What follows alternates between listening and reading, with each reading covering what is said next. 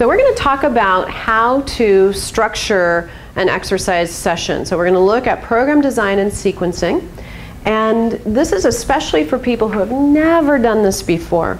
If you've done some sort of sequencing of exercises, this may seem kind of normal, is a normal way to do it. But if you haven't, especially as you get to the end of the coursework and there are hundreds of exercises to choose from, you might think, oh my goodness, how do I put this all together into an hour session that's really going to be valuable for the client? So we've come up with, on page 140 of your manuals, a series of different criteria that you're going to use to select your exercises. So there are 7 categories. So we start with, I'm going to read through them, the 7 categories. So supine lower extremity integration and supine upper extremity integration. And these are body positions, just supine, on any of the different pieces of apparatus where you're going to be working through the legs and you're going to be working through the arms, so lower extremity and upper extremity. And this can also include a bit of spine articulation. So you might start with something like supine footwork on the reformer and then go into some feet and straps work and then bridging. So bridging, you're still using the lower extremities, but we've started to include the body. You can do the same thing for the arms, for the upper extremities. So you're going to do some supine arm arcs and circles and things like that. Then you can also start to add in the supine abdominal series where you might do a roll up, maybe eventually go into the 100. And we're doing these exercises so that we can start to warm up the body. They're using larger muscle groups. And we're also starting to warm up the person in terms of bringing their focus into the session. So if they're distracted by their kids or traffic or they couldn't find a place to park or any of these different things, you're going to be able to let that slowly go away and start bringing their focus to their breath, to their alignment, to the movement, to the quality of the movement, so that they can start to become part of the session. So we don't want the person in the session to be separate. So that's what we consider the warm-up. The next 3, you'll see there's 3 more categories. And these next 3, you can start to pick and choose exercises from any of them and put them in any order that you want within those 3 categories. So you don't have to do upper extremity weight bearing first, and then spine articulation, and then seated upper and lower extremity integration. You might start with a seated exercise and then go into something with spine extension, and then maybe go into something with weight bearing, or any order there.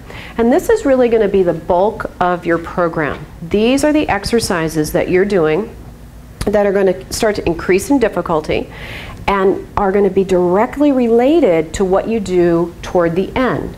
So at the end of the session, we not only are going to have our standing exercises, which are really important to reorient the person back into their life.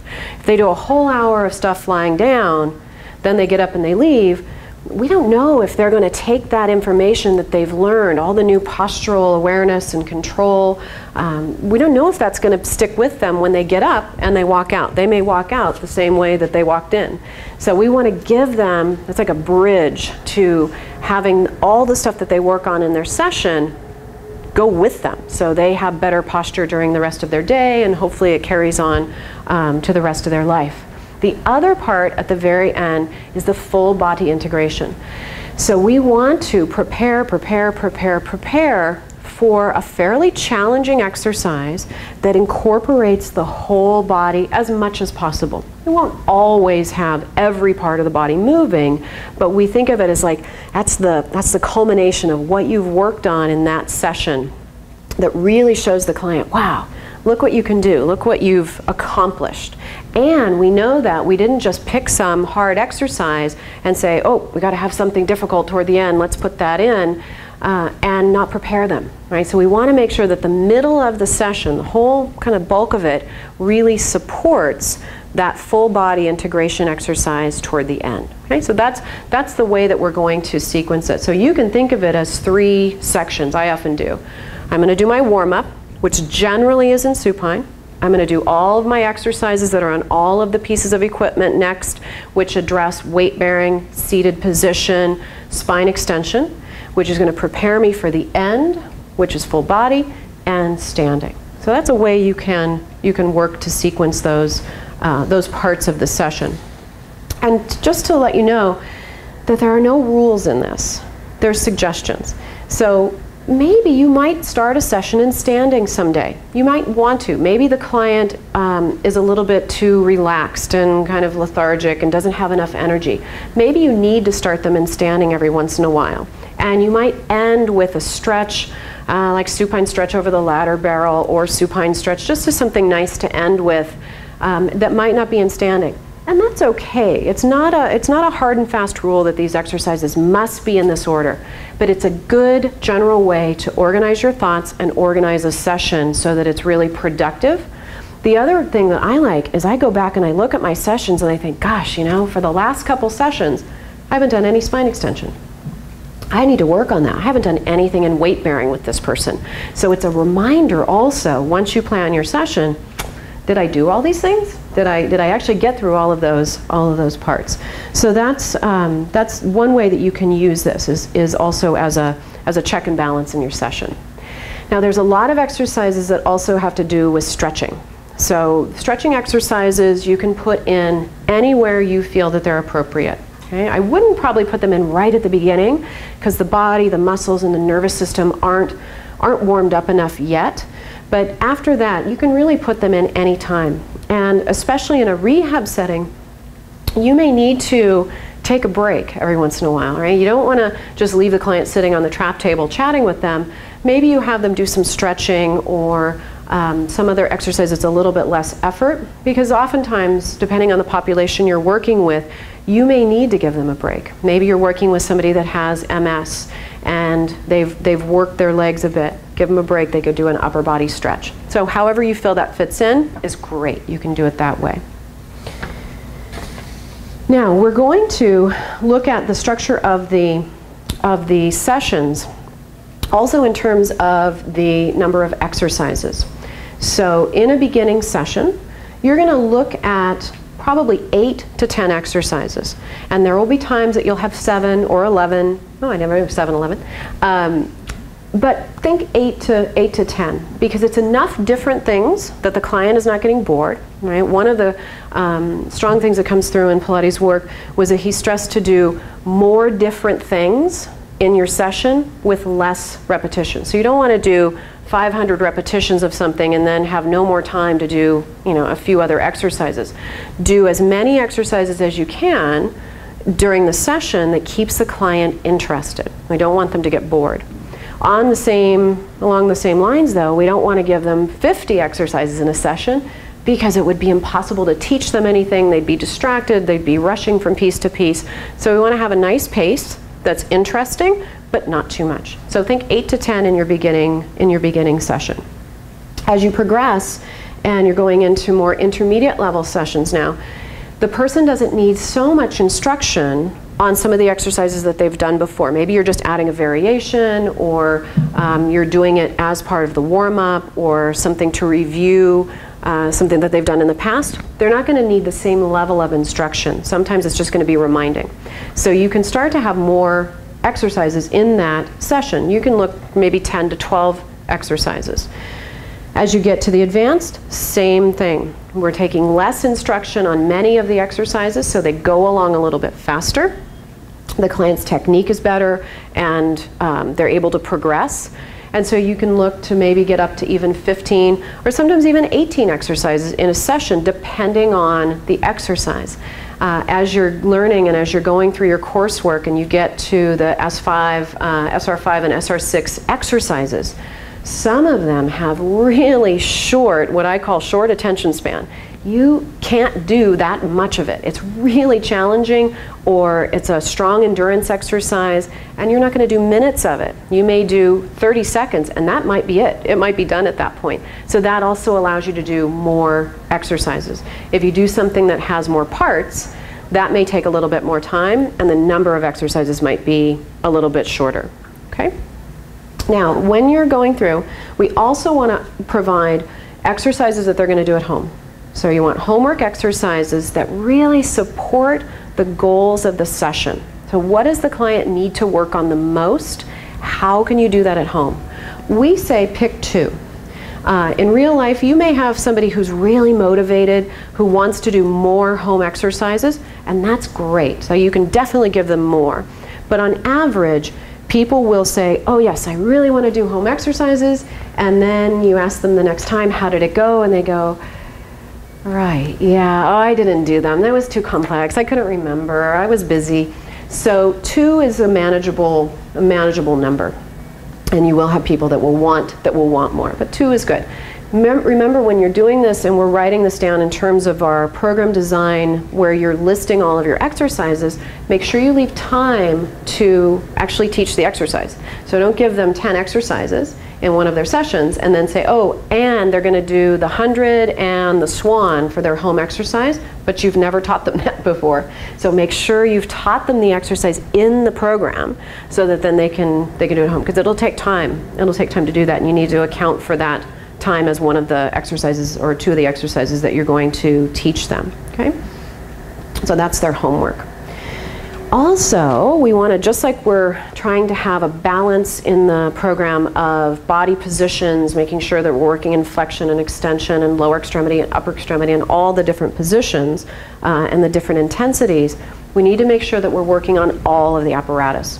So you don't want your program to have 9 reformer exercises and 1 mat exercise. You want to try to use all of the pieces of apparatus, because part of this exercise and doing this is for your homework and for the instructor to give you feedback on how you're doing in the ideal setting.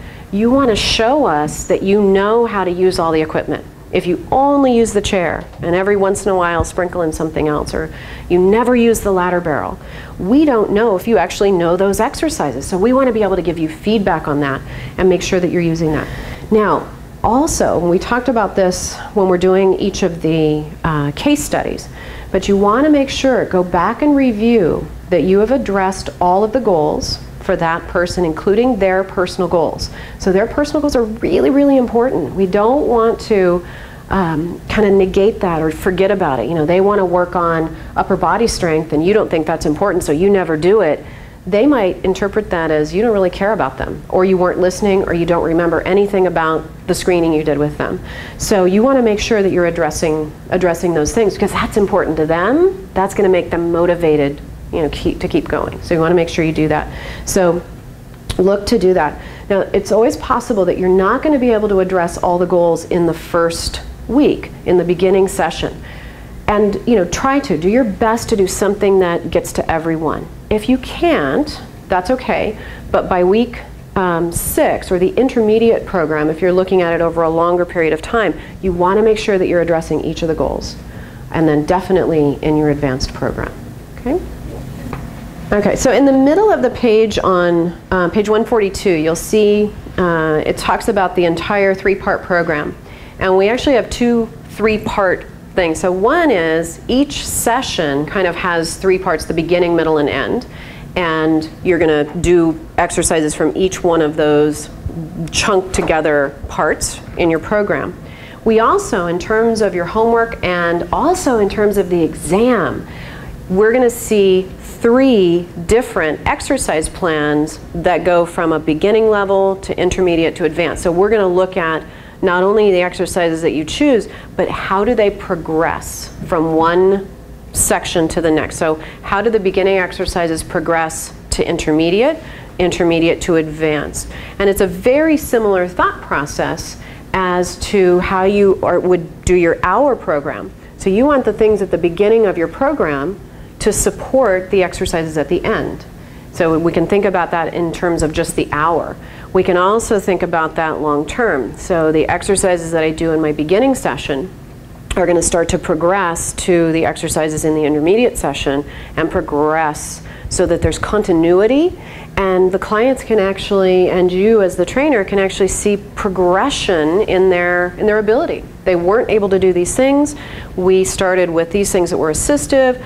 Then in the intermediate program, we start to add more challenge, until in the advanced program, we're adding quite a bit of challenge and also less feedback, less help from the equipment, less teaching from us, so we're expecting them to be a little bit more independent. And when you've done that, you've also reached all your goals. So it all kind of goes together for that. So that 3-part is in terms of your homework assignments and then your exam. And it's, you know, you're not going to do that every time, you know, when you're working with your own clients. You'll do it, but you'll do it over time. But it's an interesting process to go through to look at. I screened the client, I have my goals. What do I want them to be able to do? I don't know when it's going to happen, but we talk sometimes about big, hairy goals. So what would be the coolest thing that could happen long out in the future? And that's a great way to think about it. Then you always have that train of thought, and you're not just kind of repeating the same exercises over and over, but you have that goal for you at the end of it. So that's important. You'll also notice that depending on the level of the client, some exercises fit into multiple categories. So you may take for a beginning client an exercise like the quadruped exercise on the reformer. For a beginning client, that may be full body integration. That may be the legs going and the arms going, and they're strong enough to do it, they can do it, but in terms of coordination, that's a lot. They're really having to integrate, now I move this part and I move that part, and that's the quadruped exercise. For a more advanced mover, that may just be a warm-up exercise for their shoulder girdle, getting some upper extremity weight bearing. So depending on the level of the client, you'll notice that you may choose an exercise for this category now. Later, it shows up in a different category, and that's completely fine. That happens a lot. It happens a lot through the progression of the exercises. So if you want to look at the summary, at the very bottom of page 142, that last paragraph starts with finally when your sessions are created. This gives you an overview of all the different things that you need to keep in mind. So we talk about filters. You can look at it in terms of this or that or that. So they're all written here. So if you turn to the bottom of page 142, there's the last paragraph there that says finally in your session. So we want to make it really clear what we're looking for. And the reason why we do this. So the reason we've given you all these guidelines and time periods and levels and sequences and all these different things is to make sure when you graduate from this program that you can create very successfully a beginning level program, an intermediate level program, and an advanced level program for some client of yours. You can do that. Every time you turn in your homework to us, we're going to say, this part was really good, you did a great bit of this. In this, you could do this better, you could choose a different exercise. Oh, remember you didn't have all your apparatus. We're going to give you feedback. So that by the time you get to your exam, it's almost rote, right? You still have to think about it. You can't just say, well, I'm going to do this every time. But the process you're used to. So that's what we're looking at, okay? So, and that's in that paragraph, there's all the different criteria that we're looking for. Okay? So the first one is very easy. In every program you create, beginning, intermediate, advanced, super beginning, whatever it is, make sure in that hour-long session that you use each piece of apparatus at least one time. No brainer, right? That's easy. That's an easy thing to do. So make sure in every session, every piece of apparatus. Okay, and that means including the mat. So you have the reformer, I'm just going to abbreviate them, the trapeze table, the chair, a barrel could be the spine corrector or the ladder barrel, and the mat. Okay, so that's the easiest way to do it. Every session you create, no matter what it is, use each piece of apparatus one time. Okay? Then make sure that you have the right number of exercises. So that's written at the top part of the sheet. So beginning has 8 to 10.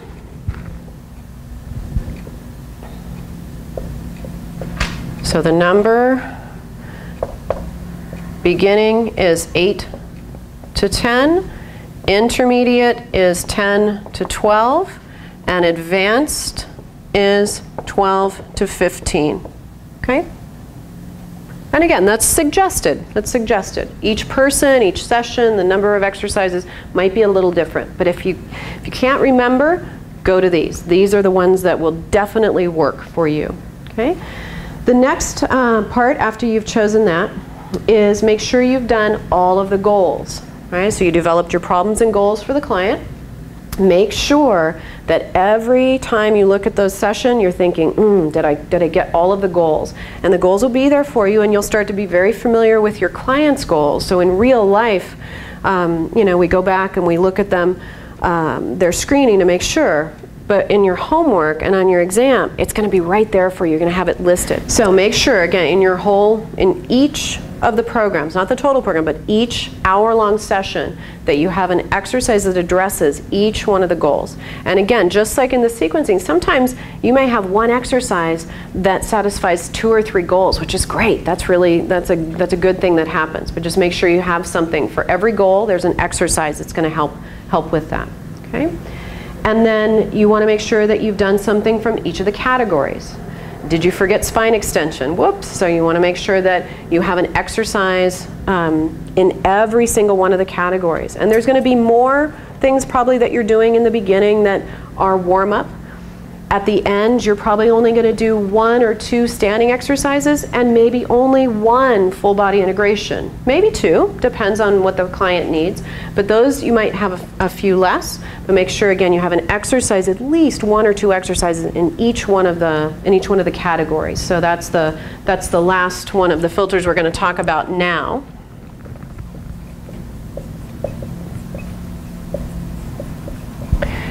And the part that we're going to start to address as we go further along in the courses is the progression. So we want to make sure that all of the exercises, it's kind of to me, it's like a fan. You start with the beginning level exercises, and then you go on to intermediate, and you go on to advanced. And you wouldn't want to have an advanced exercise that you had no preparation for. So we're going to look to make sure that our exercises in our week 1 or beginning level program are going to support and teach us things that are important for the next intermediate program. And then the intermediate level exercises are going to be progressed, and they're going to be the components that are really important for the next set of exercises. And that doesn't mean something like roll down series on the trap table with really supportive springs, not so supportive springs, no springs. Right? That's not really a progression. It is, but it doesn't show any skill in choosing exercises and connecting different exercises and different pieces of apparatus together. So we want to see spine articulation exercises very supported by the apparatus. You're taking away gravity using the springs, and then you might do something on a different piece of apparatus in a totally different body position to then finish up with something that's quite challenging, very little assistance, more independence on the movement. And so we'll go through that during the courses as we progress, and you'll learn and you'll understand how to do that. Okay. So in addition to these filters of number of exercises and we've got all the appropriate parts to it, I just want to remind you, especially in terms of your exam and your homework, but for real life too. I mean, it's really important that we give people things that are going to, help. They don't just do Pilates 1 or 2 hours a week, but they can do it, throughout their day and throughout their week, is to include 2 mat exercises that are really appropriate to the goals. So we talked about choosing exercises that really satisfy each of the goals, each of the things that we want to accomplish. So make sure your mat exercises do that as well. So, all the mat exercises are good, but make sure that it really speaks to something that this person needs to work on that's really going to help them and progress them along in their program. And that homework, hopefully they start to understand the importance of it, and that they can progress a lot faster if they do what you ask them to do.